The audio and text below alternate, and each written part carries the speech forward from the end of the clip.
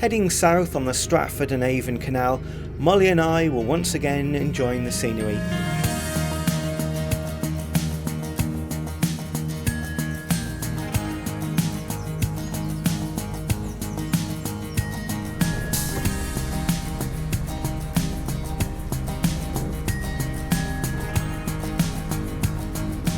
North of Wilmcote, between bridges 54 and 55, is an example of how farmers are diversifying.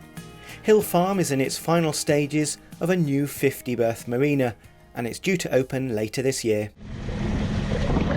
Out of the blue, I started to cross Edstone Aqueduct. At 145 metres in length, it's the longest aqueduct in England.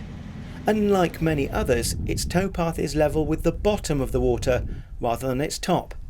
It was completed in 1816 and then restored in 2003. As the summer kicks in, the canal was bursting with wildlife. A family of moorhens go for an afternoon stroll, and then at a lock entrance some baby ducklings eat their breakfast.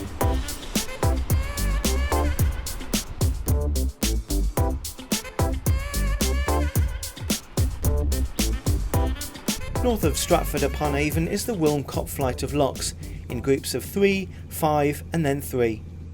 Halfway down, I was in luck, as I had help from a Canal and River Trust volunteer.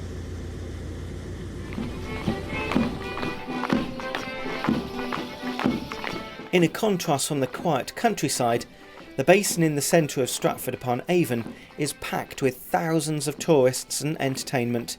I found a spot to moor up and purchased a 7-day licence from the Avon Navigation Trust. Their boat is located in the basin. The licence was £50 for the week and was due to start 2 days later. Stratford-upon-Avon is a major tourist location in the UK. Steeped in culture and history, it's the birthplace of William Shakespeare and is home to the Royal Shakespeare Theatre. To be honest, I was a little nervous about going on the River Avon. I'd heard all about its dangers, and my Nicholson map was littered with red navigation warnings. Luckily though, I purchased the River Avon Navigation and Visitor Guide.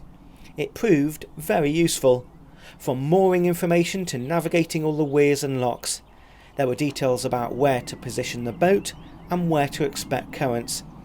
It was a lot more detailed than any other map I'd seen, and it felt like it was written by local people who use the river frequently. I buddied up with Narrowboat Morpheus, along with Annie and Robin, to travel down the river to Evesham. If the basin is full, there's lots more mooring space on the river opposite the RSC Theatre. As there'd been very little rain, the river was extremely calm. The weirs were relatively lifeless, and I noticed everything was very well signposted, even if some had issues with spelling. The river winds south past the outskirts of Stratford, with well-manicured gardens leading down to its edge. All the lock gates are metal and are operated using a normal windlass. The locks all have good landing stages before and after.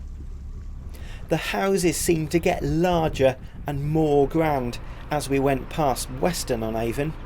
As well as the navigation guidebook, all the bridges had good signage indicating what arch you should and should not use. The long mooring poles sticking out of the water at Welford-on-Avon indicated how much the river levels can rise. So pleased it was nice and low today. Most of the locks have overnight mooring spots too.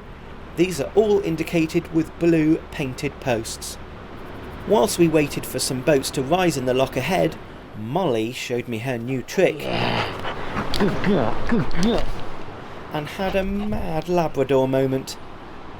We mixed it up a bit out of this lock. I went first. Once again, the calm Avon was set in beautiful countryside.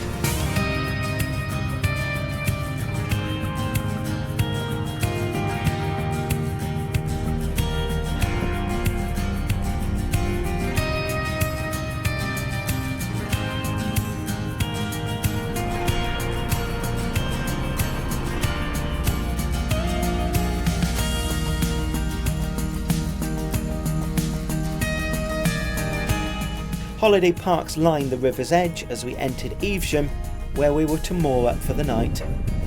Next time I leave without Narrowboat Morpheus, heading south on my own. The days got hotter and Molly had her first ever river swim.